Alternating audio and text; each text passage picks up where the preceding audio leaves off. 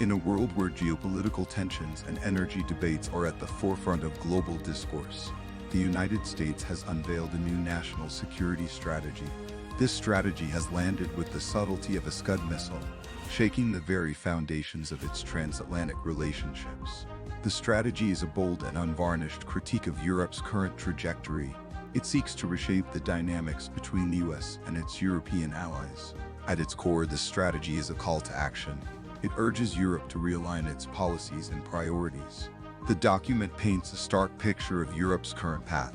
It highlights issues such as economic stagnation and political fragmentation. The strategy suggests these factors pose a risk to the broader international order.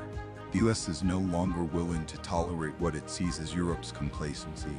This development comes at a time when Europe is grappling with its own internal challenges.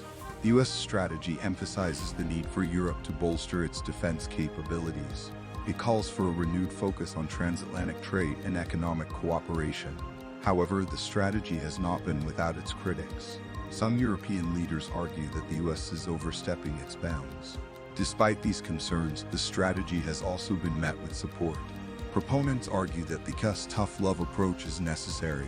As the dust settles from the release of this strategy, the question remains: will Europe heed the call and take the necessary steps to correct its course?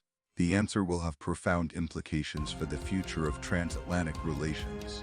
The world watches with bated breath as the US and Europe navigate this new chapter. The stakes are high, and the outcome is far from certain. The US has set out its stall, and Europe must now decide how it will respond. This unfolding drama is a defining moment in the history of international relations. The choices made by leaders on both sides of the Atlantic will determine the future. The world is watching and the clock is ticking.